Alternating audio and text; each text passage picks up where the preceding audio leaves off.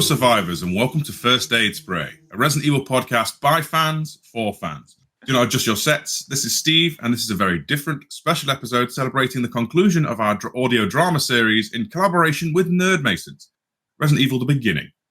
I'll be your impartial outside party, and today we'll be talking to both the crew and certain members of the cast about their experiences. Firstly, let's go around the room and let everyone explain who they are, their experiences working in media entertainment, and that kind of thing. I guess since I'm the most obvious one to start with, since also am First Aid Spray. Hi, I'm Cy. Most of you people will know who I am. In terms of this project, I kind of was the editor, so anything in terms of visual that you've seen was me, putting the subtitles up and putting the videos together. But other than that, as I just sort of said to these guys off mic, I kind of acted sort of like the executive producer. I was sort of handling it, being put on our channel, being distributed. But all the Nerdmasons guys we've got here today, they put the real magic in. So I'm going to step back and let them introduce themselves a bit. So let's start with Mike. Hey folks, my name is Mike. I wrote and directed Resident Evil: The Beginning. This is something that I had adapted a number of years ago, and I did virtually all of the piecing together of the dialogue and, requesting feedback from folks and, getting line changes, things like that. Traditionally, I'm a creative writer and designer, so I did some of the advertisements for this, as well as all of the writing for it. All right. So my name's Camo. I was sound designer, more Foley than anything else. John B., who will introduce himself, and I kind of overlapped in what we did. But for the most part, if you heard a sound effect, it was me. And I'm John B. I'm the composer and I guess the audio engineer for the final mix of the show. And and my background is mostly in composition, orchestral composition, and some film and scoring in theater and stuff like that. Nice. Awesome. So I'm gonna ask the big questions now. How did Nerdmasons form? How did you all meet up and wind up working together? So I'm going to take that one. I've known John B. since we started doing theater way, way, way back when. Mike and I worked together for a fruit company. And so I kind of knew them and introduced them to each other. It all started back when Mike had an idea for a game. And we started working on that game together, which still hasn't been finished, by the way. And then had this opportunity, and we're like, okay, well, let's work together for this. But yeah, I've known them both. Forever now. It feels like.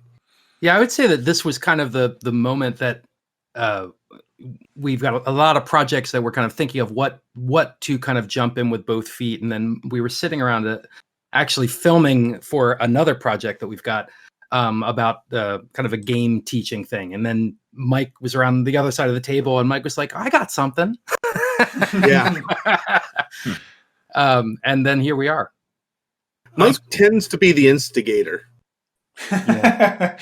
In both positive and negative ways. Well, you kind of need that role, right? Right. Okay. Well, let's ask then. How did Resident Evil: The Beginning begin? I wanted to make that joke. I'm sorry. Sorry, Mike. How did this come about? So, in the beginning, this was a number of years ago. I was looking for some kind of audio drama in the Resident Evil universe, and there were a few productions that were out there, and they were all in Japanese, and so I didn't really get to enjoy them the way that they were intended.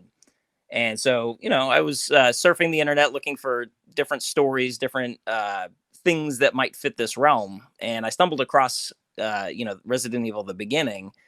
And as I was reading it, I was thinking, man, this would really be a cool thing to see as an audio drama. So I spent a few weeks and I adapted it from, the story that had been translated. and it sat on the shelf for a little while. And Camo and I actually did a dry run of it. This was probably 4 or 5 years ago, and we actually had somebody else read for the role of Chris back then. And I didn't know that actually happened until recently. But Camo and I did a dry run where he and I took over every voice role, and it was terrible, actually. Yes. Can we please get that? Yeah. I have not heard that yet. Have it right here. I save everything. I have when we did the one with our friend Corey as Chris Redfield. I still have all those lines, so he was ready to step in, literally. If you can clear it with everyone, you need to hit me up with some of that, definitely. Yeah. Well, I need to sneak some of that into this, in fact. Well, for the really bad one, that's just me and Mike. We're right here to clear it. If you really want to hear it, that's the one. Bad. I love that. I mean, I think that's kind of cool though, because if it's 4 or 5 years, I think the difference probably. I mean, I haven't heard the original, but I'm going to guess it shows between the finished project and that. Well, I mean, it's common in the industry to like do a scratch track and then as you go replace it with the real stuff. So we even had that for this project. There were some lines that Mike recorded that ended up getting replaced. Except for one that survived. Yes, there's one that survived, and it's my favorite line in the whole thing. Yeah, it's Mike screaming in intense agony when he's killed by a zombie dog. That is one of my favorite lines in the whole thing. That's our illustrious director Mike screaming as he's getting mauled by a demon dog. That's fantastic. I thoroughly enjoyed recording that and scaring the absolute crap out of the kids as I'm just sitting in my chair screaming as loud as I can. Well, and nobody else could. There was no way we could replace it. Nobody could have done a better job of dying. Right. Well, yeah. In terms of the project that's out now, I just got a message. I can't remember if there was any real context to it, but I scrolled backwards through my Discord conversation history with Mike, and the first thing is just boom. Here's the script. This is what I want to do. Here's a clip from the dry run, and me going 100% yes, let's do it. Weirdly, at the time, I was having a conversation with someone else about doing a sort of like an audio dub project of some kind. We were talking about it, and then this occurred. So maybe we'll go back to the other one eventually, or who knows what will happen. But it's something that I've always kind of wanted to do as part of First Aid Spray and in general. One of my sort of earliest creative outlets, in fact, was scripting and recording just sort of like little audio gags. They were just like little comedic skits with friends. So it's always been in there, and I've always been kind of fascinated with radio plays and stuff like that. I've got hazy but fond memories of listening to the Hitchhiker's Guide BBC radio play and stuff like that. Stuff that brings all these great voices, sound effects, music together. Because whilst I like audiobooks, I feel like the actual the audio play dynamic of having all the stuff going on is just it's really something special and something that doesn't happen too much. I don't feel like it's a big thing right now on the internet where it could be, and it definitely didn't seem to be something that people had done in the Resident Evil community before. So it seemed like a great avenue to go down that. So that was November last year when we started talking about it. So it's about 6 months ago now. And then obviously it goes in, obviously, as you guys know, it goes in stages. We didn't really start production, at least on my end, the last stage of production, putting everything together until April. But there you go. Okay. Well, I'm kind of excited to hear. You must have liked the demo reel because you gave it the green light. So right, exactly. It was like that first scene with the smoker and the lackey before the first title call in episode 1. It was just that. That was enough to make me go, yeah, let's do it. You must have been desperate. See, I prefer to think of it as seeing potential. I can see the growth. What a vision, I'll tell you.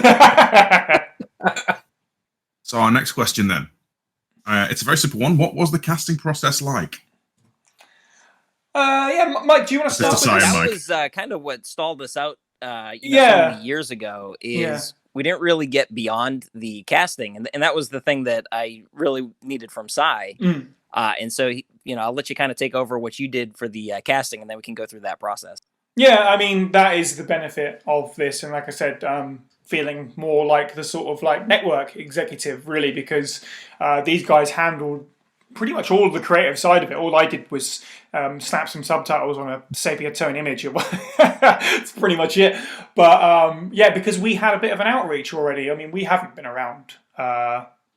We're sub 2 years still at this point, but we've already got a bit of an audience, so we already had the ability to, shout from a rooftop and be like, "Hey, who wants to be the voice of Jill Valentine?" So the casting process was pretty simple. I don't remember us ever really stumbling at any point. There wasn't any point where there was a character where we were really struggling for anyone. There was a couple of instances where we had some hard choices to make, I think, for some of the lead roles, but some of them just... I think it comes across that it was very clear who we were going to go with. Like, there were certain roles where you were like, well, it's that person. And that's not to say that a lot of the casting that we had, a lot of the auditions we had weren't strong. But there was some stuff that was just like, it was meant to be. And something at First Aid Spray that we have always, it's been a part of us since day one, is trying to reach out into that community. We've got the file readings on our podcast where people read files from the games, with any level of acting history to them and experience. We just wanted to engage community members to do something and make something. And this felt like just like a blown wide open version of that. So it was really cool to get lots of people from the community to various degrees in the cast. Yeah, it was really the file readings that, led me to, push this project for you, because I think, the file readings, people do a phenomenal job with that. And so I thought that they'd be able to do this without any issue. And it was really awesome to, listen to the different auditions that people had. And when I heard certain people reading, it like immediately brought a smile out to my face. And as soon as that happened, I knew that was the person for them. Right, yeah, for sure. I remember us having a few struggles with some choosing a Chris voice actor. I think at the end of the day we made the right choice, but there was a few moments of like, well, there's a couple of good ones here, and I think it's the same with Jill. But then there was characters like Rourke as Wesker, where it was like, well, that's done. Like that one, I think I got goosebumps when I heard his audition. Vacant Flat as Irons again was another one where I was like, yep, that's it. So, yeah, it was fun. It was definitely a fun part, and it went surprisingly smoothly, I feel like. Okay, our next question. What are the steps that a project like this takes to come together? What order are things laid out when making an episode? So the first part was obviously, putting out the script and getting the, the test dialogue out there. And once we had our cast down, everybody took time. They did their recordings. This would have been in December, January. And then I think the last lines came in right around March or so. Mm-hmm. And so I collected all of that dialogue, all that audio, and sifted through all of it. And we're talking thousands of lines of, of dialogue. And then I started it by piecing, it together to make sure it flowed correctly, to make sure that there weren't any missing lines, and essentially just picking out the best takes that folks had sent me. Once I had all those lines, I sent it over to Camo, and he did, well, his magic. Right. So I would take it, in some cases, stuff might have had to be shifted around a little bit to make room for some of the Foley or what have you. I have a very extensive sound effects library, but apparently it's not extensive enough. So, for example, in that opening, not the opening scene, but in the first episode, the second scene where Chris gets the call from Billy, I didn't have any bed sound effects. So what you hear is me moving around in my bed, moving my sheets around. And I just had because I have, I don't know how many microphones. So I just had them hovering above the bed, recording them. And then once I get all that in place, I sent it over to John B. Camo, you didn't have any zombie dogs? No, that was probably the most fun. I love creating new effects from other effects. So that is one thing I had to do. Like, the growls aren't just necessarily a dog growl, but, either adding more bass to it, adding a little bit of bear in there and stuff like that, just to give it some oomph. Mm. So fun stuff always. Ben Burt, if you're familiar with him, is my hero. He's the guy who did all the sound effects for the original Star Wars: A New Hope. Oh wow! Created like the sounds of the TIE fighters and the blasters and the lightsabers and whatnot. Iconic. Genius. Oh, absolutely. Well, speaking of genius. Yeah, speaking of genius, then it was down to genius. John. Then it comes over I support to me. that Yeah, seriously. So then I would get the files that they were working on and kind of pull it into Logic to score it. But what would happen first is, of course, I'd kind of do a basic audio mix of the dialogue and the sound effects. And that's the point where we would kind of know, this sound isn't working. We need another one. Or what would sometimes be the case is that, there's just a dialogue line that doesn't match. And so we'd have to go back and I'd go back to Mike and say, hey, can you reach out to everybody? I got to say, Sonny was so patient. The amount of times that, because he's got so many lines throughout the whole thing. I mean, the amazing amount of times that we had to say, hey, could you give us another one of this? And he always delivered. So I'm really grateful for that and how responsive the actors were. But then the music would come. Towards the end, Sonny was dreading every time I reached out to him. It came really down to the wire with that, didn't it? As well, up until like the 11th hour. So anyway, then once the music was done, we'd do the final mix, and I'd send it back to the guys and say, can you all listen and give the feedback? And then we'd do that a couple times. And once we thought we had it, we kind of print it and send it to Cy. Nice. Yeah. And then for me, it was, I'd already figured out what sort of imagery I was going to go with for each episode based on the script, mostly. Put it down. I usually go through and do the dialogue, subtitles, and then go and do sound effects after that, because they're sometimes a little bit more complicated because stuff overlaps. And that was pretty simple. Change up the credits at the end of each episode to highlight who was in it. So that was always fun, finding the right footage for that kind of thing. Up until episode 7, which was obviously a little bit of a different edit, which was refreshing to do something like that. And a cool way to close it off as well. So, but for the most part, mine was pretty simple, except for the fact that for whatever reason, every time I exported, half of my subtitles half disappeared, and I had to go back and do it again. But that is just technical nonsense. But yeah, it was simple for me, but also something completely different. I haven't really just sort of subtitled before, so there was a different experience. I certainly don't envy the task that you had for episode 6. That was gargantuan. Yeah, that was one with a lot of back and forth and moving stuff around repeatedly, trying to see what looks best, because you don't want to go crazy with it and have stuff changing constantly. It was fun though. It was a new experience for me. Right, so this question is directed at Camo. Most people overlook sound design, but it played an integral part in building the beginning's atmosphere. Could you run us through the process, what it's like for you?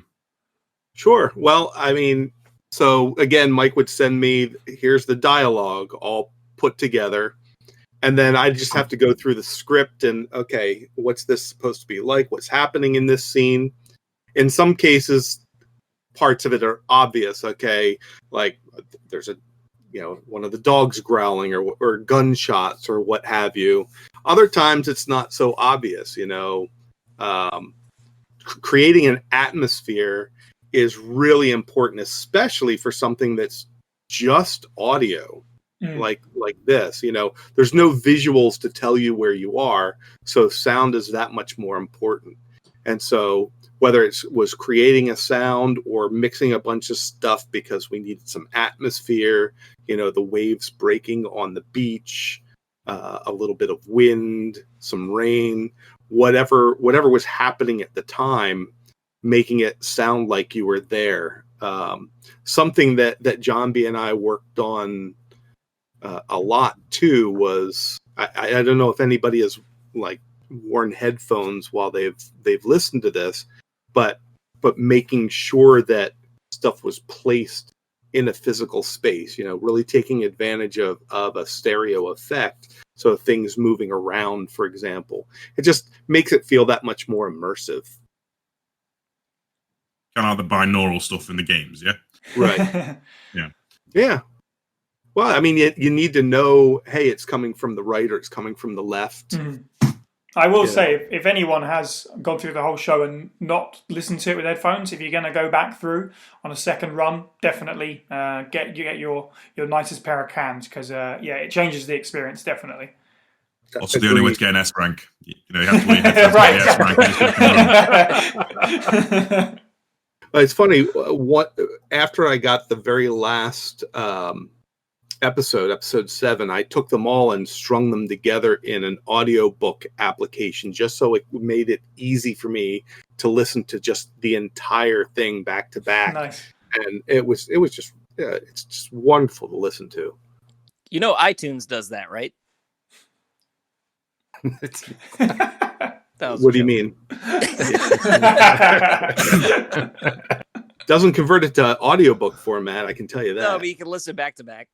See, this is what I have to deal with. He's the parent. John B is our, he has to step in and, put the hammer down and sigh at us. Yeah. Children. I feel like we've already said this, but what particular challenges are there inherent in sound design? Consistency. I was about to say the big thing is making sure everything matches. Consistency is probably one of the biggest things, and we ran into it.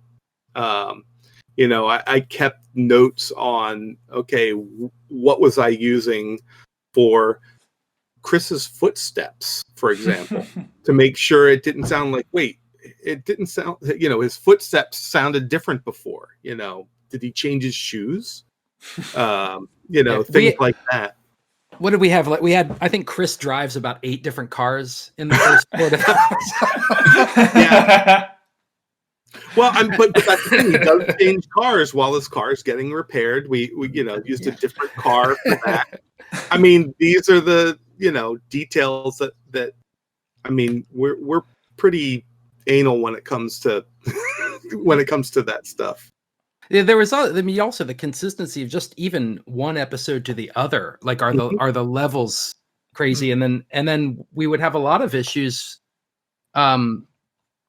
with microphone consistency, because of course everybody's recording these in their own homes. So we've got everybody's using different mics, everybody's different distance from the mic, different rooms, all of that stuff. So having to figure out some way to equalize all of those so that they sound something like they're in the same space. And then you go back and ask, Sonny or Dervla to do another take of something, and then maybe they're 3 inches closer this time than they were 2 months ago, when they recorded the first line. So that stuff is tricky and maddening, but it really takes you out of the moment if it happens.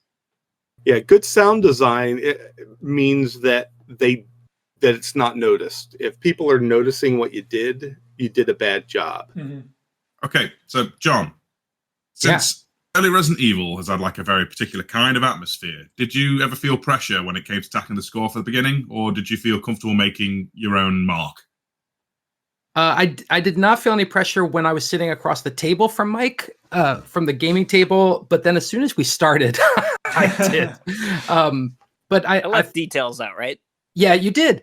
Once, and especially I think once it became clear, the community that we were working with, the deep investment and love and passion that your listeners have for this universe, that started to feel like a responsibility.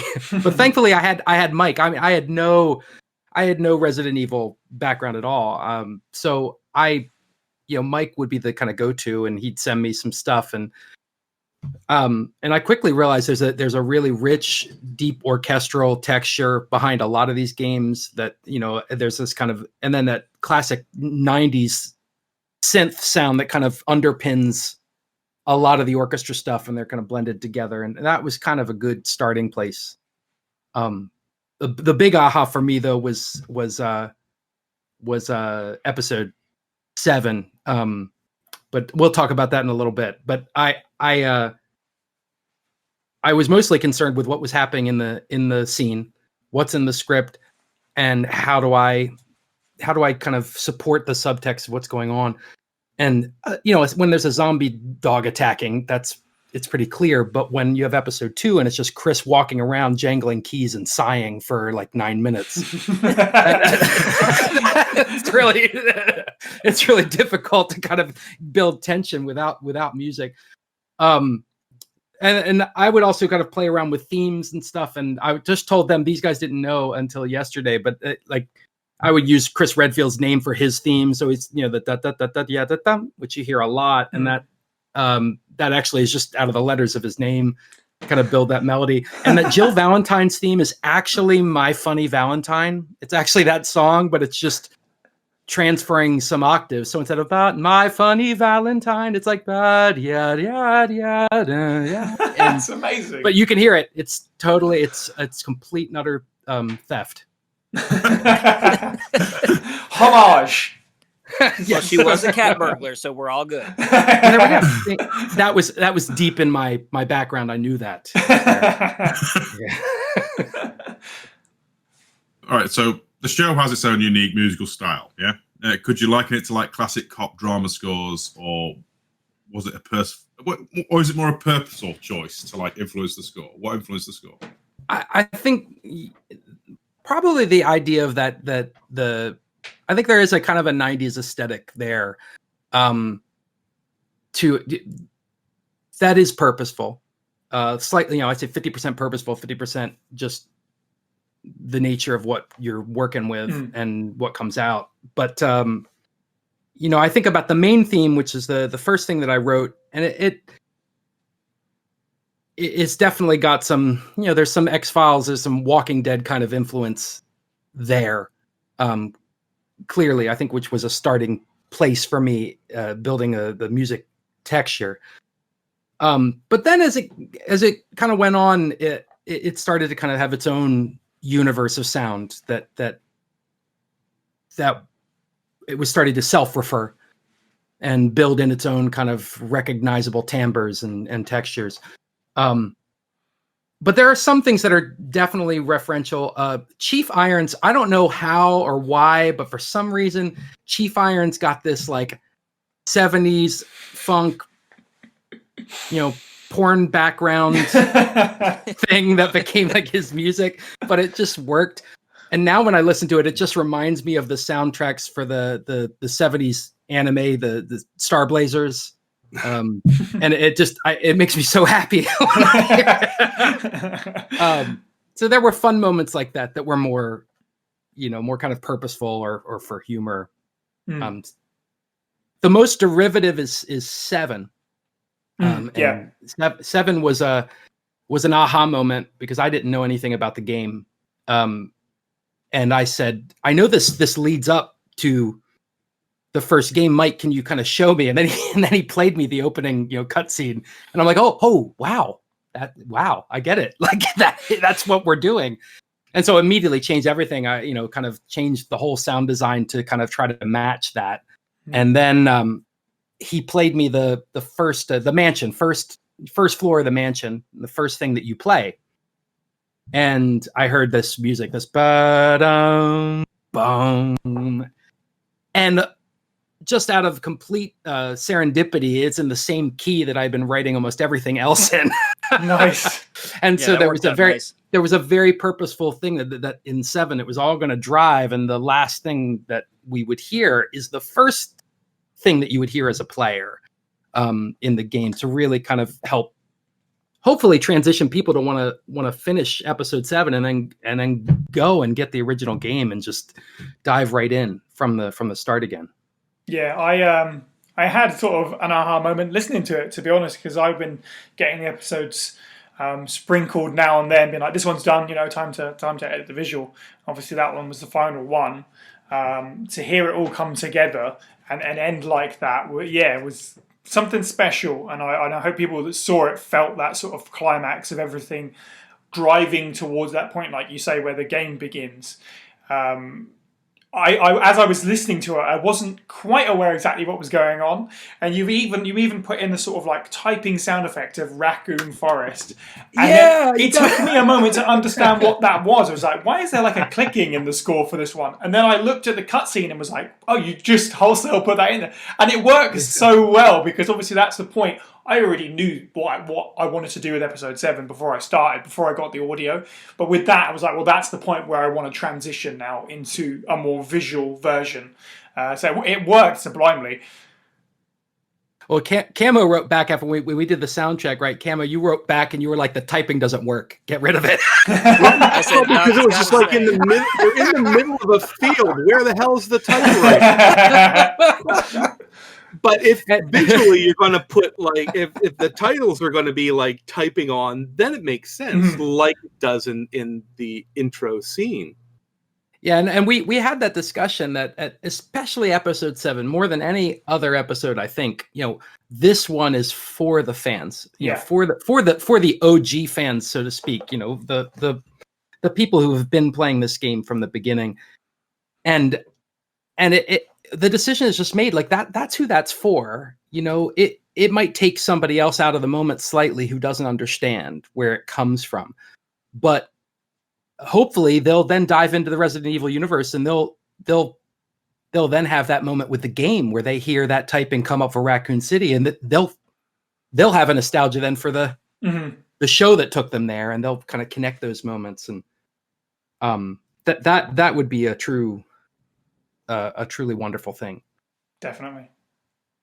Agree very much. And if you really want to dive into, John B's creative process, we do have on our YouTube channel how he came up with the elevator music. Oh yeah, the elevator music. Yeah, that's a fun video.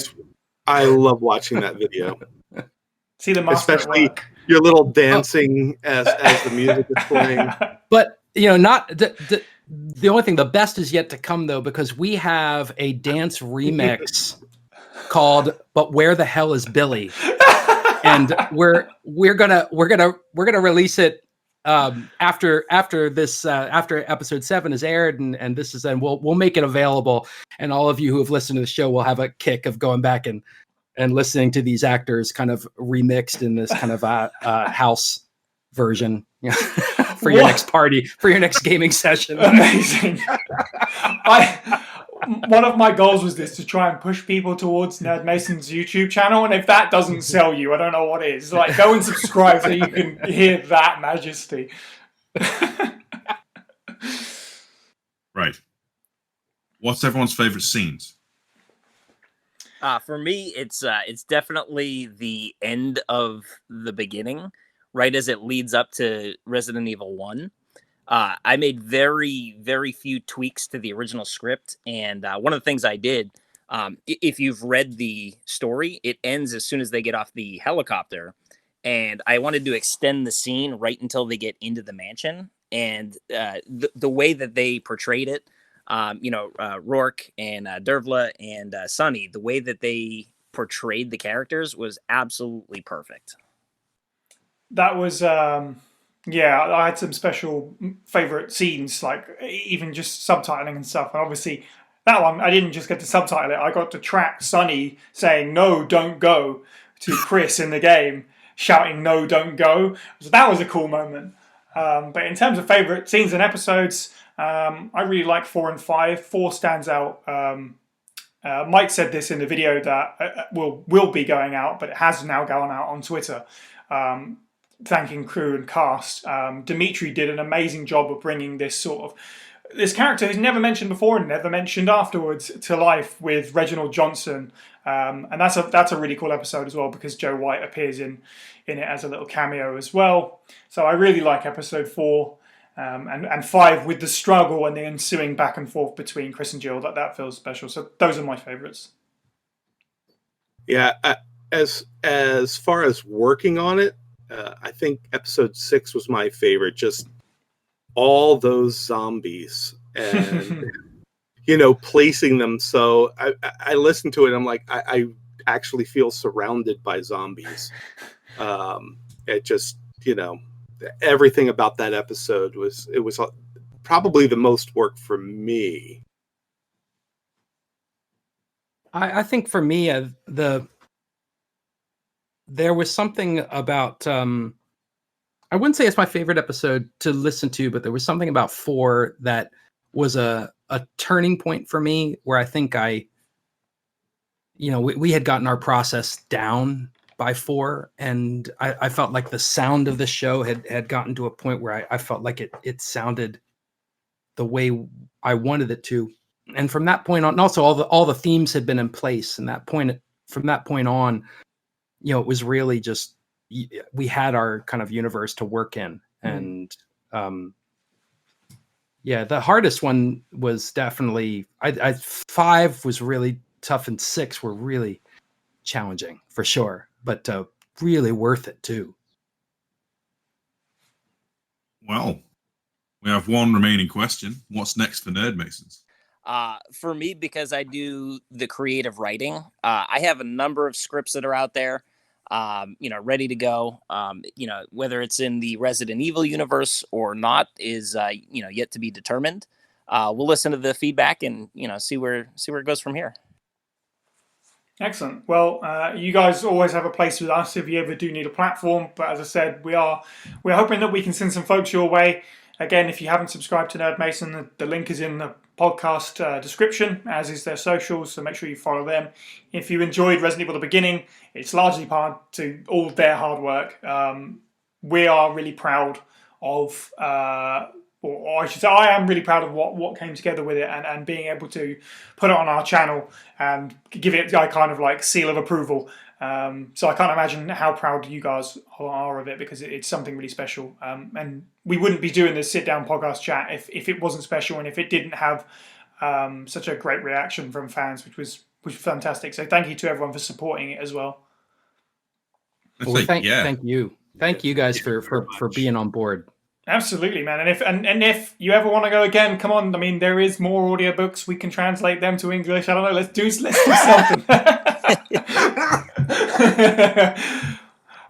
So only if Vacant Flat comes back. I need to believe he speaks like that in real life. I just need that. I need that to sleep at night. I mean, John B, you have something for the scoring, right? Yeah, we will be releasing the soundtrack. That's great. This week. In fact, it may even be ready after this episode airs. So, and you'll be able to, you can go to our website or our pages. We'll have the links, and we'll also share the link to it. We plan on making it a free download, so that everybody who's enjoyed the show can take it on the road. That's awesome. I mean, I didn't even have to ask, and you made it happen. Fantastic. We didn't want to keep it to ourselves. It's too good. That's great. Well, it's definitely been a moment bringing all these people together, crew and cast-wise as well. I mean, there's so many voices there where I want to hear them play those roles again. And I want to hear Vacant Flat talk again.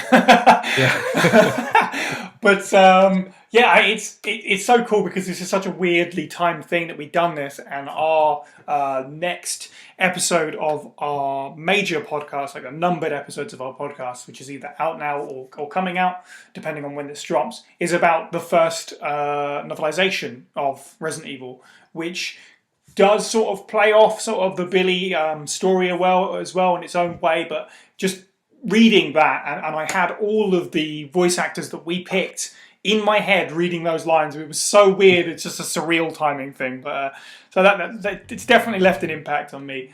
But that about wraps up the crew half. Stay tuned. We're going to be coming back with some chat with Sonny, Dervla, and Robbie, who played Billy and Barry just after this break. Thanks, guys.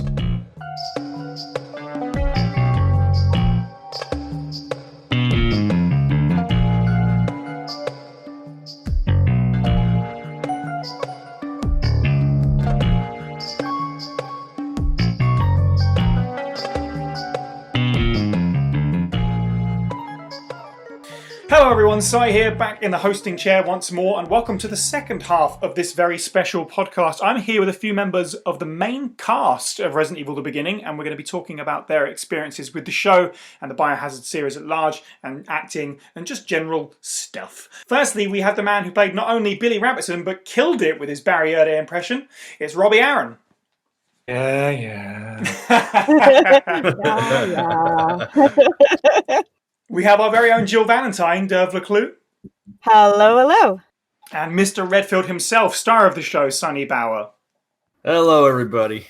It's we were just talking off mic. It's so cool to have this moment where we can all talk together as a group, despite working on this project for so long. It's now come to the end of it, and now we're all talking to each other.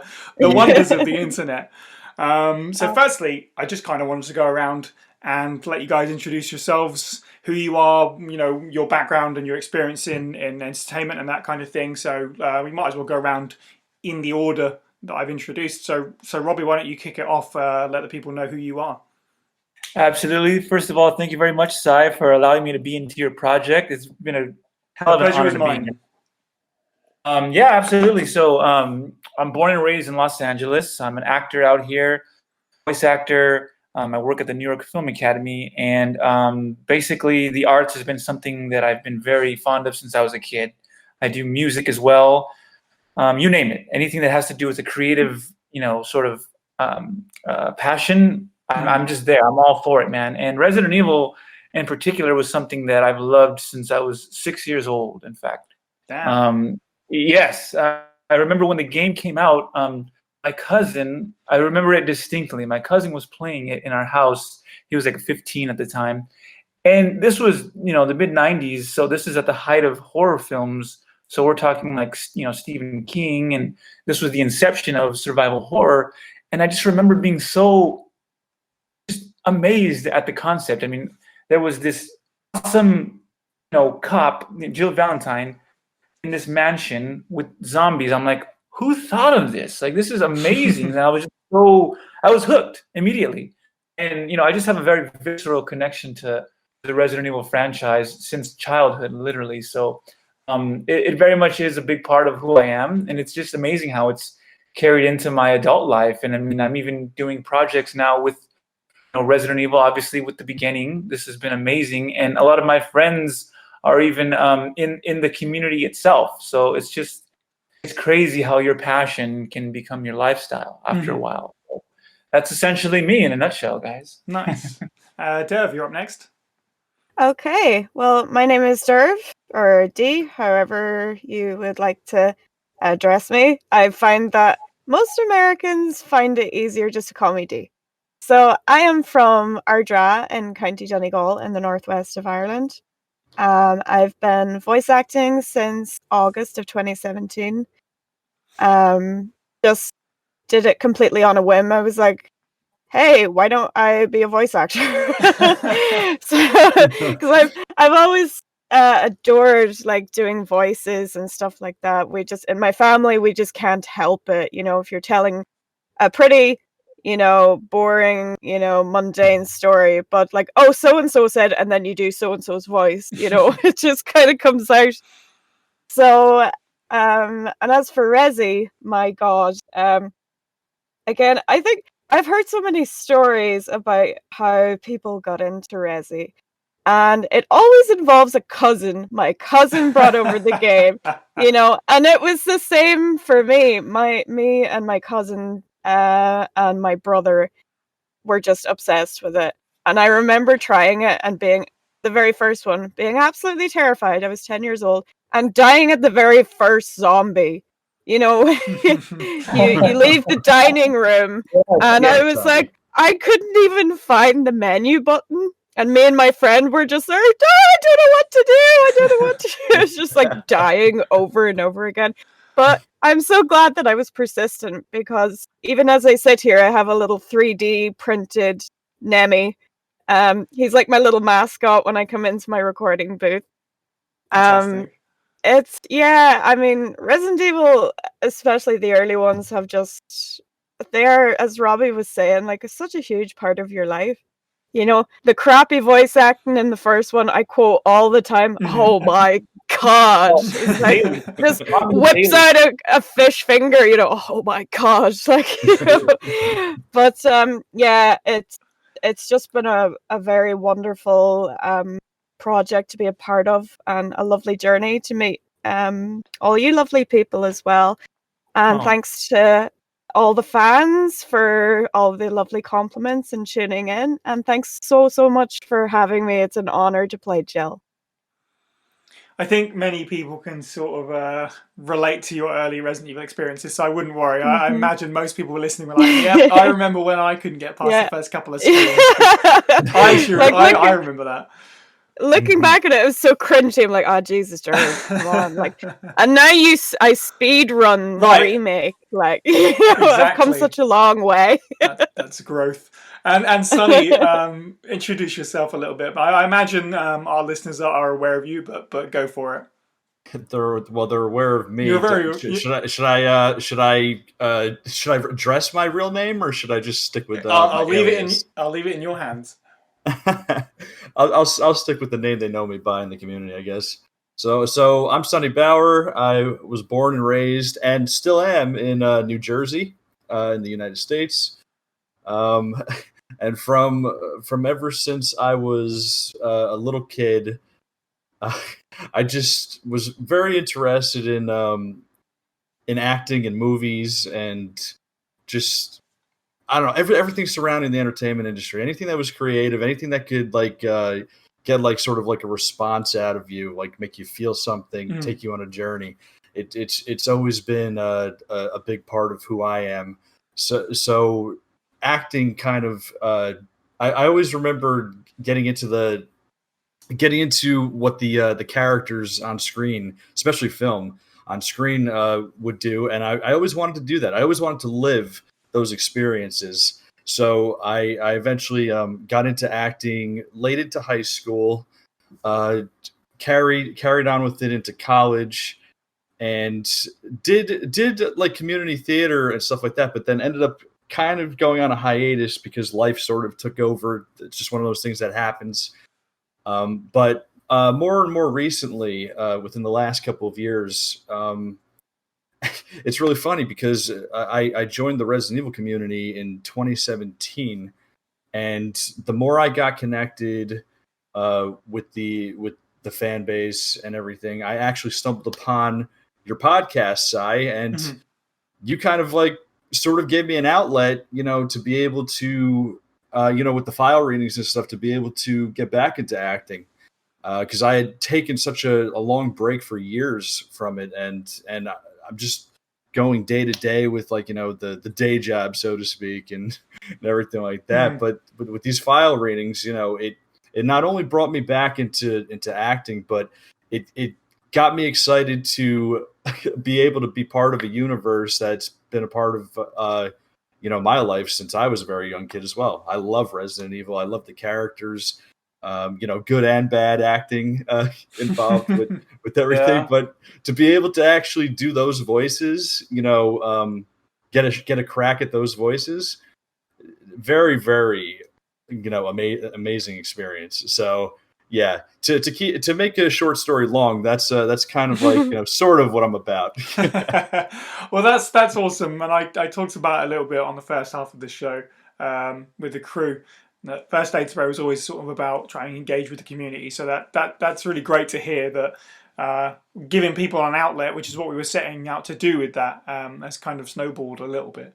So that's excellent. So a couple of you guys are actually pretty prominent names in the RE community. You've both sort of touched on it a little bit. I mean, Sonny, you've ticked off most of the podcasts that exists out there now at this point in some form or another. You're part of a team of a major one. Do you want to talk about that a little bit? Yeah, sure. So it's interesting. I'm now a team member of the Crimson Head Elder podcast, which strangely enough, when I said that I joined the community back in 2017, it's because I had discovered that they were doing all of these episodes and they were finding all of the voice actors, throughout the series. I think maybe their first podcast that I might have listened to was the Joe White, Ed Smarin, and Peter Jessup one.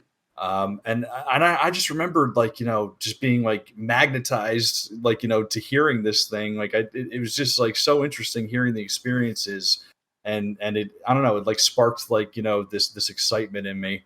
So it's very interesting because I got in contact with them by joining the forum, and I made a couple posts, and we were engaging with each other, and they were talking about trying to find Heidi Anderson Swan, the only missing Alpha Team member, so to speak, from the podcast that they had with Peter and Ed and Joe. And strangely enough, I was like, well, I have an IMDb Pro account still active, so why don't I check and see if there's any contact information with that. And turns out it was the only thing that you could get with Heidi's information. She had her email there. So we were able to get Heidi onto the Crimson Head Elder podcast. And from then on out, they were kind of like, do you want to take a more active role, in being a part of this? Because there's an energy about you. You have a background in acting. You gel, you get on well, talking to other people on the podcast. Maybe we could have you on more as a regular. And I thought about it, and I was kind of iffy at first. And then, and I see we'll get into this later, we kind of started moving Crimson Head Elder into the streaming phase. And that's sort of when things really kind of kicked off with me being a more permanent member on the Crimson Head Elder podcast. Nice. So it's very interesting. Fantastic. Well, and you're not the only one. Robbie, you're also part of one of these many different pockets that the Resident Evil community has as well, aren't you? Yes, sir. Yes. So it's funny how all that happened. It was kind of just by accident that my name sort of started to rise in the ranks, as it were, in the whole community. I mean, as I mentioned in the beginning, I just love the franchise, and out of just pure enjoyment of the game, I decided to, start a Twitter account, and I met all these other people, including Sonny here. We just all became friends, and before you know it, we're just sharing ideas. And then I discovered, as he mentioned, the Crimson Head Elder podcast, which I was listening to quite often as well, because George Trevor's got some amazing guests on there. And, I was just like, wow. And I just started to add basically everybody in that orbit. And before you know it, you just connected to all these people. And it's funny. So he mentioned Joe White. Believe it or not, Joe White's actually we're essentially coworkers. So I work at the New York Film Academy in Burbank, and he works at Warner Brothers. And one day we kind of put two and two together. And I'm like, oh, holy crap, dude, you're Joe White. and and then he's like, yeah, Robbie, oh my God, and he knows long my story name. short, long story short, So long story short, I got him on my podcast because I have my own podcast as well, which is not RE related, but something that I do on the side. And we got to talking, and he's such a great guy. We had lunch, and now we're good friends. So it's just amazing how, as I mentioned earlier, your passion connects you to other people, and before you know it, you have these whole communities going on. So I started Team Biohazard, which is my own personal sort of community for Resident Evil, where we just sort of just share ideas. I give them fans news and podcasts. I truly believe in supporting those who support you. I think it's really good to kind of build each other up, and if you have a similar passion, then it's good to build networks that way. So it's just crazy how much Resident Evil, how far Resident Evil has taken me. I mean, I'm sure you guys are familiar with Nick Apostolitis and Stephanie Penicello and Jolene Anderson. They're all really good friends of mine now. And it's like, it's just crazy how one day you're playing the game and now you guys are all suddenly friends. You know what I mean? It's just like how, it's just, yeah. So, basically that's how it happens, Si. You know what I mean? Just out of pure passion for the game. And as Sonny mentioned, the arts. I really love the arts. I love to act. I love to do music. I just love to perform. And you throw Resident Evil in the mix, and before you know it, you're meeting the voice actors in the game and becoming one yourself. So it's just truly amazing how far your passion can take you. And it's got me this far, so I'm gonna keep going. Exactly. I mean, yeah, again with that one, I can totally relate to that, because that's sort of how it came about on my end as well. I just part of the community in a small pocket, supporting the board game, the Resident Evil 2 board game originally, was how I sort of got back into the series and the fan base. And then from there, I was like, you know what, I'm doing a lot of reading now and getting back into the fan base and learning the lore again. And then Resi Facts happened, and then suddenly I was connecting to all these podcasts and other people, and it just snowballs from there. Like, the Resident Evil community is insanely friendly, which is great, because we've all got the same contacts. Despite the fact that today is the first time we've had a voice call, we've all got these people in common, which is amazing. Absolutely. Yeah. And we've all been insanely friendly with one another prior to this. Absolutely. As it is. Yeah, I mean, we're getting on like a house on fire. So far so good anyway, lad. It's one of those good fires. I had nothing to do with that, I swear. Well, let's talk about the project. So how did you all first become aware of the project, and what was the casting process like for you? Let's start with Robbie. Absolutely. So I'll put it into context for you. So when this came down the pipe, I was working at this horrible job, and I was just like, I got home one day and I just opened up Twitter and I was just scrolling through just randomly, right? Just aimlessly. And then I came across First Aid Spray. We were already friends at this point, but I was just following you guys for basic news and updates, because you guys have got some great stuff, by the way. So I got to give you some accolades, Si, for what you do. Thank you. So absolutely. And then I saw the project, and I'm thinking, they're having open casting for a Resident Evil project. I saw the list of the names. I'm thinking, dude, this is great. Like, finally something like this comes down the line. So I jumped on it immediately. And initially I had auditioned for basically every role. I mean, obviously not the female roles, but every male role. And for some reason, I felt like I was a good fit for Billy, because as it is, I'm usually kind of on edge, just with this crazy world we're living in and all the anxiety going on. So, and he's a very anxious guy with everything that's going on. He's like, oh my God, they're chasing me. And I'm like, hey, I can relate. So I'm going to become a scientist, damn it. Just throw away my acting career. And then obviously with Barry. So Barry, long story short, is perhaps my most favorite character in the Resident Evil franchise. He was the first character that stood out to me in the games. In particular, as a kid, I was just like, this guy's awesome, man. He's got this huge gun. He's got a beard. He's so cool.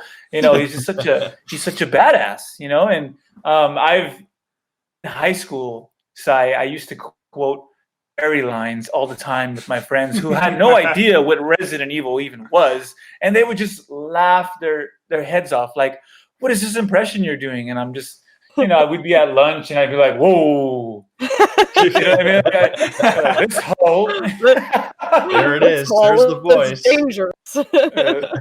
Dangerous. You know what I mean? They're like, that's so cheesy. We want to know more about this. And we need to know more about this dangerous hall. Yeah, because it was just so cheesy.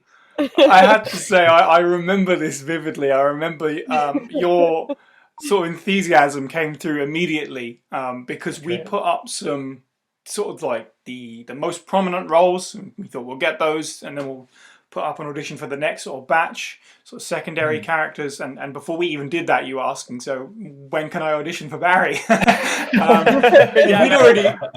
We'd either already cast you as Billy and told you, or we already knew that was the choice that we were going to make. So I think, obviously to a certain extent, it was like, well, maybe let's not double cast people. But you destroyed it. When the trailer came out with the Barry line in it, a fiendish murderer stalking our citizens. I can't do it. But so many people, including our own staff at First Aid Spray, were like, how did you get the original Barry Burton voice actor? Like, it's that spot on. That's amazing. Thank you. Oh my God. Sorry. Yeah. Kudos. Yeah, thank Kudos, you. man. I mean, it's just years of honing it. I mean, I've literally been listening to those cutscenes for years. I mean, and as have Drivla and Sonny. So it's like it just kind of becomes embedded into you after a while. And it almost becomes used, sometimes. And like, for example, I'll be talking to my mates over at Team Biohazard sometimes. I'll send them like a voice message and then he'll just start cracking up. He's like, dude, you totally sounded like Barry right now. I was like really? I wasn't even trying to sound like Barry. I can't turn it off. And I don't know, so like I just first of all thank you for casting me as Barry, because that was just awesome. I mean, you really like helped me, relive like basically 6-year-old me was like so happy inside, man. That's so great. thank you very much for that opportunity. And yeah, man, that's basically how it all came about. And I look forward to future projects with you, Sai, honestly. Absolutely. Well, I'd love to. I mean, we're probably going to talk about it, but I would jump at the chance to work with any of this cast again, to be perfectly honest with you. Thank you so much. It was such a joy. Hit me right Likewise. in the feels. Oh, damn it. This is the right. This is the podcast where we can all get hip and love and fest and just. There you go. Looking forward to it. So Dee, how did you come across the project and what was that like for you? I think if memory serves me correctly, I think it was pretty similar to Robbie. I was just scrolling on Twitter and I obviously I follow your podcast and I was like, holy moly, they're having a open call for casting call. Exactly. And yeah. So I clicked on it anyway, and I'm a long-time member of Casting Call Club, so that was dead easy. Like I was already signed in and stuff like that, and I knew the process. And I scrolled down looking for Jill, just kind of, have my fingers crossed, and there she was. And I listened to a few auditions by the other girls who went in, and I was just like, do you know what? I'm gonna go for it. If I don't get it, that's fine. But I was hoping and praying and talking to my mom up in heaven and everything. Was like, I really want this. Please. So next thing you know, I was chosen. So thank you so very much for that. It was like Jill is my fictional hero. She really, really is.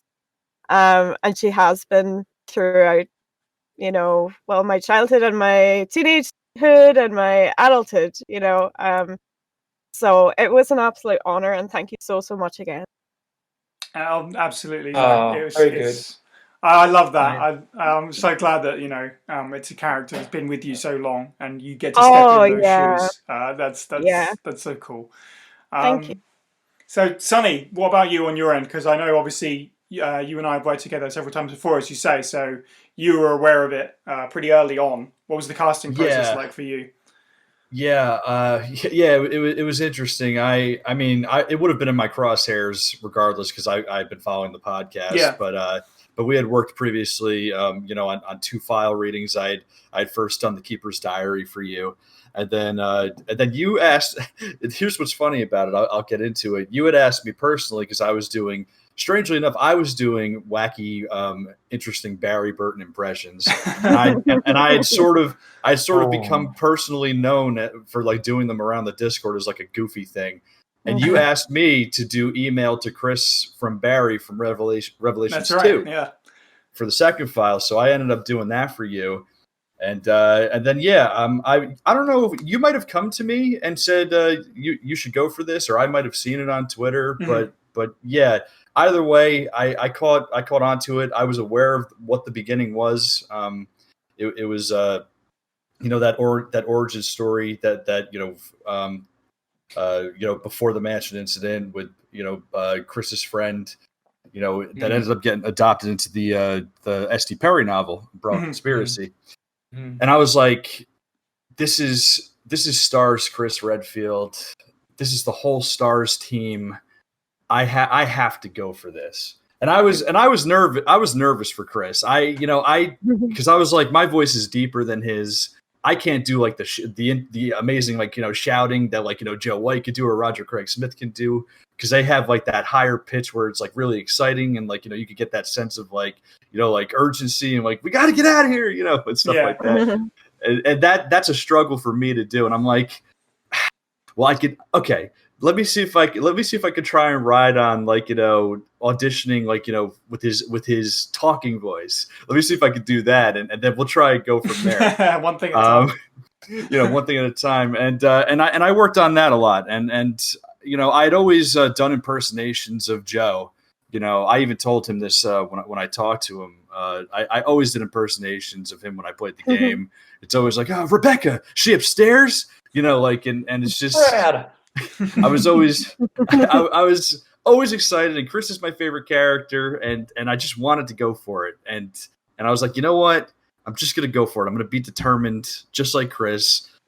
This is going to be like maybe the one chance I get to do it. And if I get it, I get it. And if I don't, all the power to the one who lands it. And I auditioned, and I ended up talking to Joe about it afterwards as well. And he's like, you did? I got to check this out right now. and he did, and he listened to it, and and it's on the site there. And this is nothing to anybody else who's auditioned. I think everybody else gave a cracking audition, but he kind of gave me his personal endorsement. And for a childhood, like hero of mine to do that was pretty special. So, it's just been an amazing experience. So thank you, Sai. Oh, and, no, absolutely. Everybody. We had to find someone that could carry the whole thing, and we definitely felt confident that was the right choice. It was a really tough one with Chris, being the lead character as well. There were so many auditions. So many of them were good, but it came down to the fact that we knew you'd be able to do the whole thing justice from start to finish. And having an endorsement from the actual Chris Redfield didn't help. You had a slight advantage over the other participant.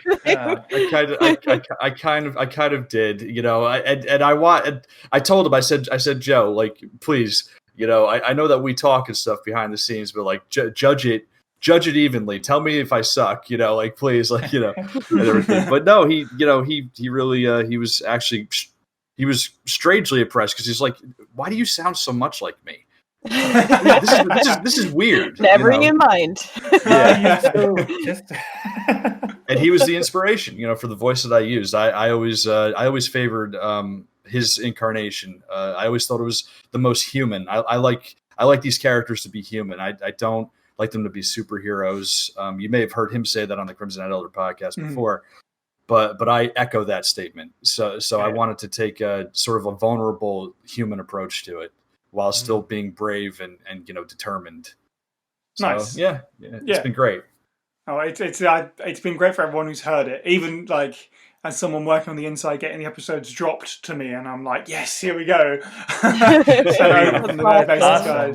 It must be such a surreal experience for you, because you're headlining this thing, but you still don't know what to expect. Absolutely. We talked about that in the crew half. Those guys did all the heavy lifting, and then I was dropped the audio file just to nerd out over, to be honest, and then slap some subtitles on.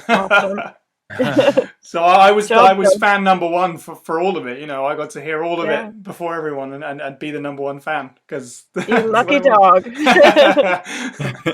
So incredible. Obviously, these characters are hugely beloved. I mean, you guys have said it yourselves. In fact, did you guys feel any pressure playing Chris, Jill, and Barry in particular? Obviously, Billy doesn't really have a role outside of this, but so Barry in this case, did you feel any pressure playing that character? And I'm going to double barrel this one. Since playing the character, have you grown a greater affinity for them at all? It sounds like you all pretty much loved your characters anyway. So, oh God, yeah. Dev, did you have any pressure playing Jill? And do you love her even more since? Oh, did I? What? Oh my God! Like, I love Heidi's Jill, like that, and for so many people, I'm sure would agree. Like, she is the absolute epitome of Jill Valentine, voice-wise. Like, so I thought to myself, yeah, I could try sounding exactly like her, but However, I didn't want to screw it up, so there was that element of pressure that, well, I mean, there's an element of pressure you put on yourself anyway as an actor. But I decided to just sort of put my own spin on it, just talk a little softer maybe. But sometimes, you have to give it that extra edge because she's a badass at the same time, Oh yeah. Yeah. So a little bit of pressure, but I managed to get through it anyway. Yeah, thankfully. I like what you So- said. I like what you said about that because when I got to speak to her on the podcast, I she's my favorite Jill as well. So oh God, yeah, she's amazing. Like, yeah, and I remember discussing it with her, and I told her, I said, what I like about your Jill is that she seems to be the most grounded. There's this nice blend. absolutely, yeah. Yeah, like there's this nice blend of yeah, I'm tough. I could get through this, but there's definitely a human side to it as well. There's a vulnerable totally. side. Yeah, And- yeah, absolutely. Especially like, seeing like she had to witness her party members, her close friends and partners just, die, So Yeah, as you said, there is that vulnerability and that human side to it as well, with genuine sorrow. yeah, But absolutely. she knew that she had to carry on to survive and get things done. Absolutely, and I think you brought that into this one as well. Yeah, it's by Thank chance. you. I suppose that Jill has sort of like some prior trauma coming into this with the experiences that she's had with the two girls in her neighborhood. Yes. Right. And so that gave you that opportunity to sort of flex that part of Jill's character. Yeah. I love that scene with the two of them, by the way, Chris and Jill, when she talks about Becky and Priscilla, because it's moments like that we don't get to just kind of stop and just take a second and like have things slow down in the games. Yeah. Exactly. Yeah. The behind the scenes, right. It's always good. Yeah. That whole episode's really special, obviously, because we just spend it with the stars, just talking about what's going on before it really blows up. So you don't really get that kind of that perspective. I Robbie, was enchanted by that. yeah, it's I really it's a was. great episode. Yeah. Robbie, did you feel any pressure playing Barry? I know you said you sort of honed the craft over the years, but this one with a microphone in front of you, did that change? Absolutely, and I think that's sort of inherent in the creative process in any endeavor you do. So you're always going to feel a degree of pressure, and in particular, this one did give me some pressure. But I mean, I always wanted to make sure that the passion led it before anything. You know what I mean? And to portray your hero is just. It's indescribable, and I'm sure Derv and Sonny can attest to this. It's Absolutely. really, it's surreal. I was blown away. You're blown away, and it's just such an honor to be able to bring it to life. There was pressure, but I'd say there was a lot more joy in it. Do you know what I mean? Yeah. There was so much more fulfillment for me, and one thing in particular for my Barry. I mean, I wish he would have had more lines personally, but that's okay because I was just so like, oh, there's so many like scenarios that I wish I could have just brought to life and put my sort of flair over it. You know what I mean? And my buddies at Team Biohazard, in particular, my friend Dwayne, my right-hand man, he's always like, Robbie, what I love about your Barry is that it's almost like an updated modern version of Barry Yade, right? Because I love Barry Yade's impression. He's perhaps my most beloved Barry of them all. And because he's almost like the uncle that you never had, that you always wanted. Do you know what I mean? He's just such a father figure, and he's kind of the guy that keeps everybody like calm, like, I have this. Don't worry. That's one of my favorite lines, guys. Yeah. I have this. Like, okay, this. calm down. We all have stuff to protect ourselves, Right. And I guess that's exactly. And I guess that's what I love about Barry is that he's just he's a family man, which I am. Yeah. And he's very warm, which I also am, and he's just very courageous. And I just feel like since he's one of the more senior leads on the team, he has to kind of carry the backbone and make sure that the youngsters, have somebody to fall back on in case, stuff hits the fan. So it was sure, there was pressure, but honestly, more than anything, Sai, it was just such an honor to do it. So I had a lot of fun with Barry, and if we can continue that, man, I'd be more than happy to help you out. Absolutely. The struggle with things like this is that they do have finite lines.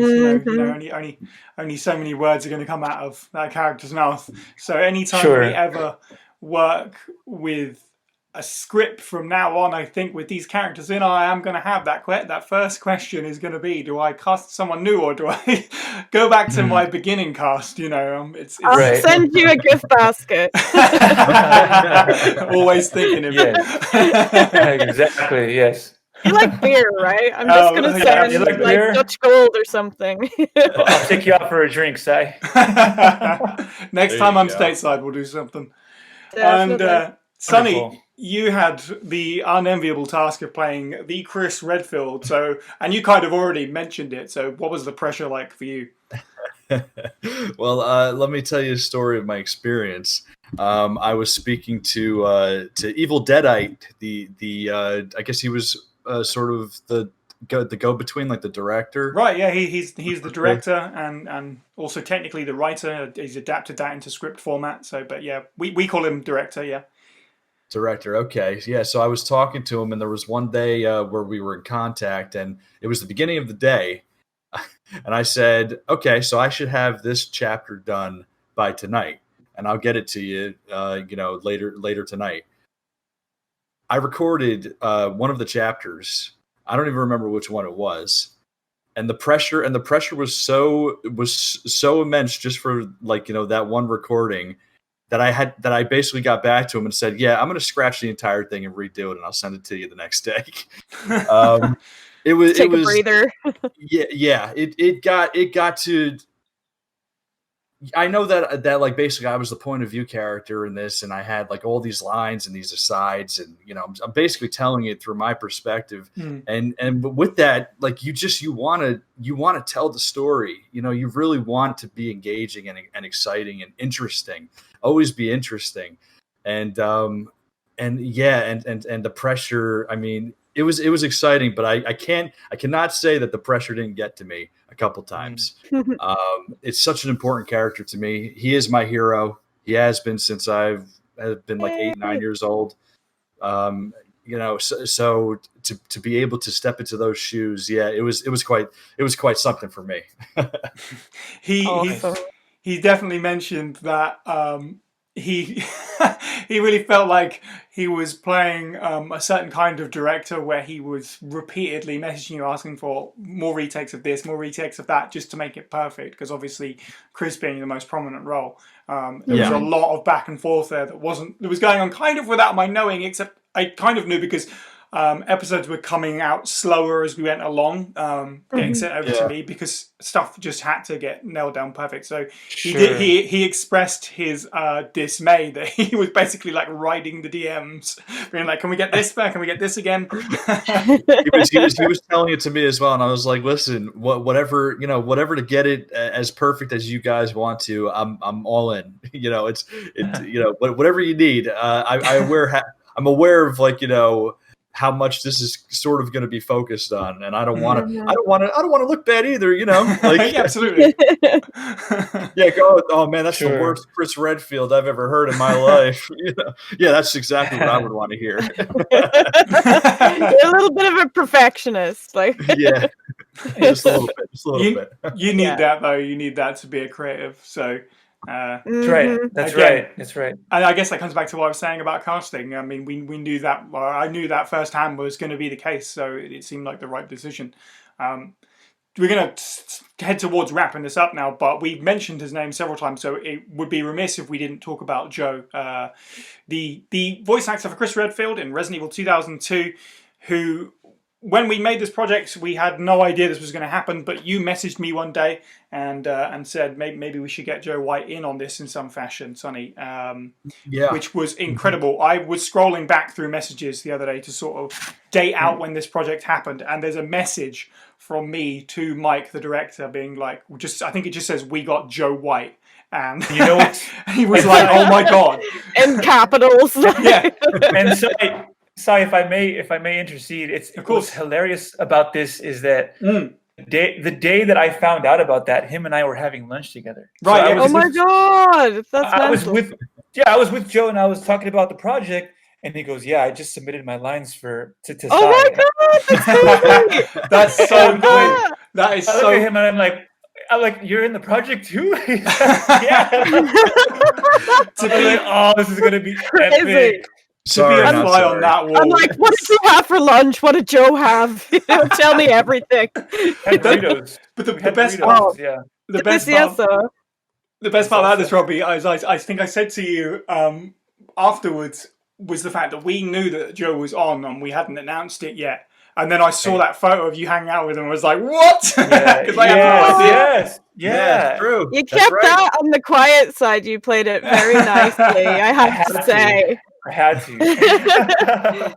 Amazing So- how it all comes about. Yeah, so yeah, Yeah. Sonny, how exactly did that come about on your end? Because you're the one that kind of made that happen. I wasn't aware that obviously Joe and Robbie had met or were to meet. So Sonny, you were our connection there. How did that come about on your end?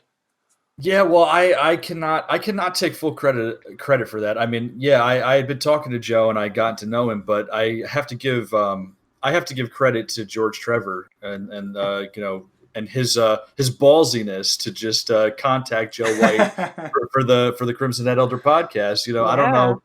He still says to this day he doesn't remember how he got Joe's contact information. Which I mean, that correlates. He forgets his lighter every now and then exploring the mansion. It's like, But yeah, I have to go back. so yeah, I mean, if it wasn't for being a part of the Crimson Head Elder podcast, if it wasn't for I got to say my determination to kind of. I mean, this was my first live stream. We did the Joe and Heidi Crimson Head Elder live streams where we played Remake and we essentially interviewed them, the entire time and had the live That chat coming. was amazing, by the Yeah, way. what a moment. Congrats on that. Oh, That was great. Thank you. And I went back and watched them, and I think Robbie, you were in the chat. Sai, you were in the chat. Yeah, man. A lot of community members were very excited for those Absolutely. experiences. That is awesome. Yeah, and I just got to know Joe, over I would say that 6-hour period, because we did 3 parts that were 2 hours each, and we got to talking. We talked before the stream, after the stream, and we really just kind of got on, and he kind of took me under his wing. He's responsible That's for lovely. That's awesome, dude. I can't believe it. It's still surreal. It must be surreal for you, Sonny. Honestly, for your hero to be your mentor, essentially, that must feel amazing. It is. I mean, he's responsible for the equipment that I picked up to do. I wanted the beginning to sound, really well as I could make it. So he gave me pointers to get an audio interface, the microphone that I have, preamp. He's walking me through the whole thing. So I basically, when it came down to it, to the beginning in general, I was like, well, maybe, I'll contact Sai.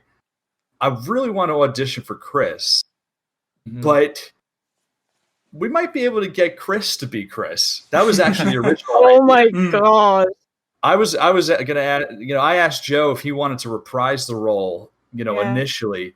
It turns out that he had been busy, but he encouraged me to do it. He actually pushed me to audition. So cool. That's awesome, dude. I'm just picturing you braiding each other's hair, just frolicking through a meadow together, like best of friends. We haven't met yet, but I'm sure that when we meet, we could probably get video evidence of that. It's a virtual frolicking. He's a devout connoisseur of fine alcoholic beverages. So, Sonny, if you want to get him a good gift, think about a good whiskey. There you go. Nice. There you go. I'll keep that in mind. But yeah, I contacted Sai about it. I said we might be just to go back a little bit. I kind of jumped ahead. We could probably get Chris to be Chris. And Sai was like, "What? Really? Okay." And I'm sure you were containing your excitement over the Discord message more than you were actually excited. But I know, man. But, to do something like that, I mean, yeah, that would have been incredible. But that cameo was just wow. He was still enthusiastic about the project, so he still wanted to be a part of the project, which is that's just Joe. Like you know, it's amazing. He was enthusiastic about the stream. He was enthusiastic about being just a guest on the podcast, and then he was the one who was enthusiastic about taking a more prominent role with the Crimson Head Elder podcast, and now he's our new host. So he's just a great guy. He's incredible. He really is. He's a fine human being. He's a very fine human being. I love Joe. He's like such a down to earth person. Like there's really no celebrity with this guy. I mean, when you meet him, it's like you're talking to one of your friends, basically. And I mean, I can attest to that. So I love Joe, and I love all the work that he's continuing to do in the RE community. Like that's seriously very commendable. So big shout out to Joe White. We love you, Joe. Everyone grab a beer to Joe. Some whiskey. Whiskey. A nice sweet bit of Bushmills from Belfast. I mean, absolutely, though. I mean, the stories that you told on here, this show wouldn't be quite the same without him in terms of, pushing Sonny to beat our Chris. And it was that was a strange message to receive, of course. We might be able to get Chris to play Chris. And I had a bit of a crisis of faith because the idea was, hey, let's get the cast to be made up of community members. I mean, Joe White is a community member, really, but I was like, is that cheating? So in a way...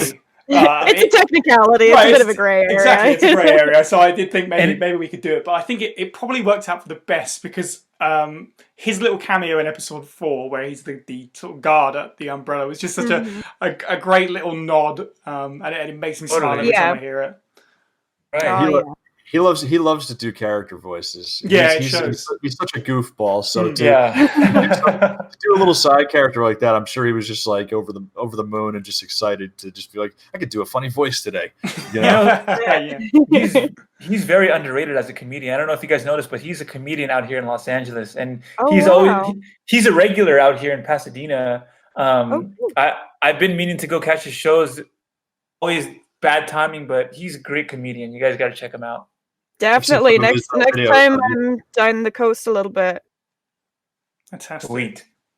Well, to round this out, let's go in a slightly different direction. I just wanted to ask if there's any other Resident Evil characters that you'd like to try your hand at playing at some point.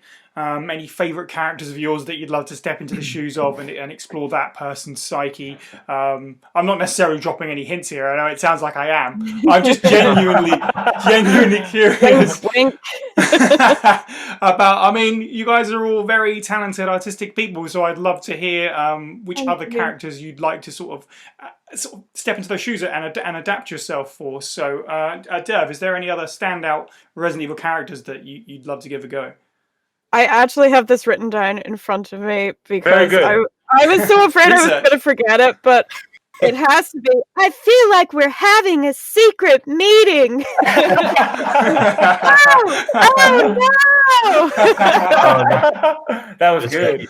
I would love to recreate the original Resi with all of us doing really bad voice acting. That would just be hilarious. So yeah, I'm definitely up for auditioning for Rebecca.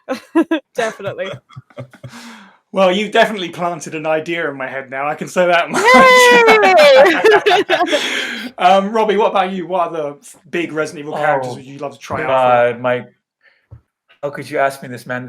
My mind goes crazy with that kind of question because there's so many. But if I had to narrow it down, I mean, I guess I'll give you an example of the people I would love to maybe get into their psyche. It would be like, let's see here. I know. Want to ask me out? All the foxy ladies love my accent. It drives them crazy. Keep dreaming. Keep dreaming. There you go, Jill. Carlos, for sure. Carlos, I would love to get into Carlos's head, and also, believe it or not, I would love to take my dab at original Leon. I'm a traditionalist, and I love the traditional voice acting of the '90s, mid to late '90s, even the early 2000s. I would have to say original Leon would be something I would definitely love, because Paul Haddad, rest his soul, was actually a great friend of mine, and we had some very in-depth conversations. And in fact, this is something that I want to put on for the record, Sai, is he's actually one of the first people that told me to go into voice acting. That's amazing. Oh, wow. He said, Robbie, you have a voice that you should really be doing this. You should go into this. And I was like, I don't know, man. And he's like, no, you should do this. I can hear it as we're speaking on the phone right now. You need to do this. So, that's amazing. I would like to honor him in something like that. Yeah. That's wonderful. I mean, we joked about it. You just hit me in the feels with that one. That's my God, me too. That's special. That's great. Yeah. Yeah. So, Sonny, obviously Chris Redfield. There's not many other places to go higher than there, but I know you've tinkered around with some other voices. Which one stands out for you? Well, okay, I don't want to try and plug anything here, but I've done like 5 voices already or something. Right. I did Barry for you already. I gotta hear your Barry, man. I gotta hear your Barry. Yes. I don't know if Barry. It's now, or if you want to just like listen to the file on YouTube. I can plug the episode if you like. Yeah, please. It's the profile Barry Burton episode, coincidentally. It is, yeah. What are the odds? So I mean, to do more of Barry would be something interesting. There's his role in the first game. Sometimes I attribute it as his like sort of story because he's got so much conflict going on in there. You know, with Wesker blackmailing him. You know what? His family, and then you know he's he's trying to like not betray his friends, but he knows that if he does the wrong thing, you know, there's going to be a problem there. So yeah, that's one I would definitely like to tinker with, you know, a little more. But I've done Krauser once, I've done Hunk once, and these were both for Resident Evil Database for Monique. Yeah. She actually asked me to do these files, which was very, very interesting. She's wonderful. She doesn't get to communicate much with the community because you know she's got limited English, but she's really getting there. It's very impressive the English that she can pull off. But yeah, you know that's I've done those characters, and those are interesting characters too. But I think if I had to choose, and this is very interesting because it's probably the polar opposite of what I just did. I would definitely try to go for Wesker. I was going to say Richard. I think you would make an awesome Richard, or Forrest maybe. Well, definitely going for Wesker. That'd be cool. I was thinking because I was thinking for someone like Forrest, and say like Enrico too. I think because these are characters, these are characters that like we hear that they've got like all the accolades. We hear that they're like consummate professionals that like they're like the toughest of the tough, and this incident was like the end of them, and I just would love to see how they were like you know before that. To be able to get inside their heads would be an amazing experience as well. Yeah, I love my Stars members though. Like I'm kind of biased. Fantastic. Yeah. Okay, well, I'm going to wrap this up. I want to thank you guys all for coming on and having this conversation. It's been great. Thank you. Thank you so much for having us. Seriously, man. Of course, for all your hard work on the project as well. I mean, First Aid Spray for me is, it's the best thing that I've ever done with my life. So that's nice, first of all. But to be able to step out of what we normally do and try something else different, obviously, big shout out to the Nerdmasons guys. They've made this happen. But be able to put this on a platform is just such a brilliant. It's been a brilliant experience, and I share the opinions of everyone at Nerdmasons when we were talking about it privately. They wanted to send along a thank you to all you guys for all your hard work, and we've lived with your voices on our ears for weeks working on these. I know how that feels. I hope we certainly didn't become the voices in your head. It happens, well, you know, it's going to come to the job. At least they're good voices. Tracking back and forth for subtitles, I've heard every line so many times. I can't imagine how much the guys actually putting the audio together has heard it. But they want to extend their well wishes for at least making that a pleasant experience. So thank you so Shout out to very much. Nerdmasons. Yeah. Thank you, Yeah. Nerdmasons, and kudos to all the incredible work you've provided. We wouldn't be here without you as well. For so sure. Right. Yeah. Congratulations. Thank you very much. it's It's all been team effort. It's been fantastic, and who knows what the future holds. So hopefully we'll get to do something similar down the line. And shout out, of course. Obviously, we're just focusing on sort of the more major cast members, but the entire cast just wrecked shop. Everyone That's was right. fantastic from top That's to absolutely bottom. right.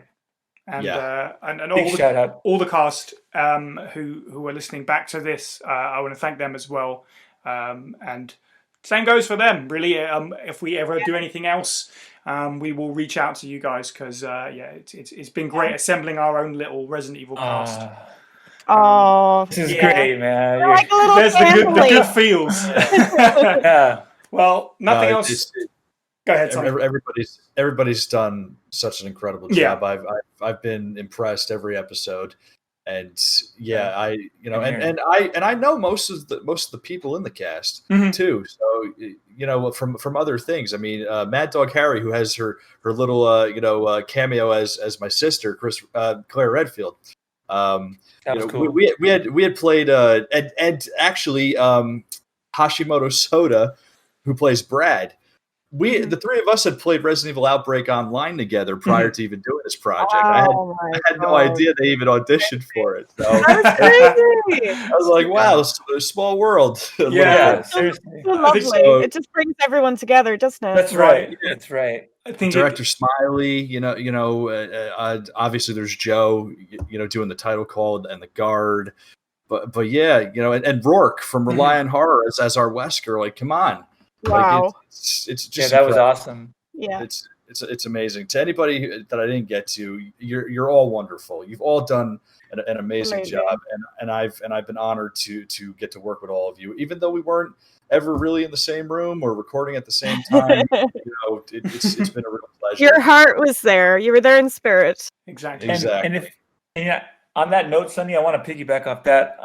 Yes, absolutely. A big shout out to the rest of the cast. You know what I mean? Because they all did a phenomenal. They did their part as well. And obviously to First Aid and Nerdmasons, you guys putting this amazing project together. This was incredible. I'm so glad that you guys did this. And most importantly, I want to thank the fans, like the people who actually listen to this. You know what I mean? So all the people in the RE community, like who are our friends. You know what I mean? Distant Memories, good friend of mine, Resi Evil Chick. Like these are just awesome people. And I'm just naming a few here that I can think of, but I want to really thank them because they're tuning in and they give us a lot of accolades. So without them, there'd be no us, and vice versa. So huge thank you to everybody. Yeah. Well said. 100%. Absolutely. And it's nice. We've kind of come full circle because we sort of started talking off about how well connected this community is.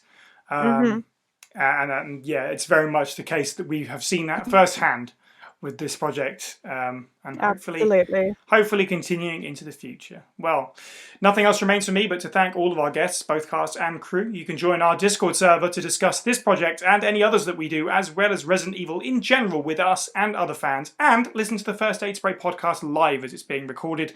The link to the server is in the description of this podcast and also on our social media profiles.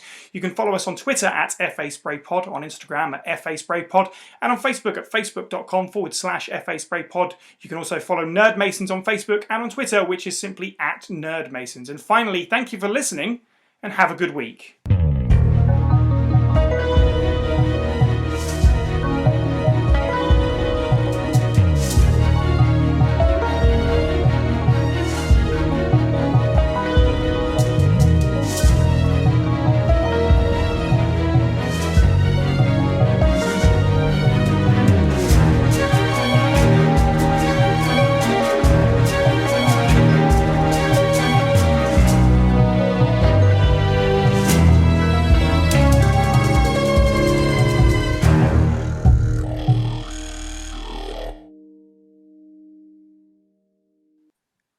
John B. and Camo, are you pressing to talk?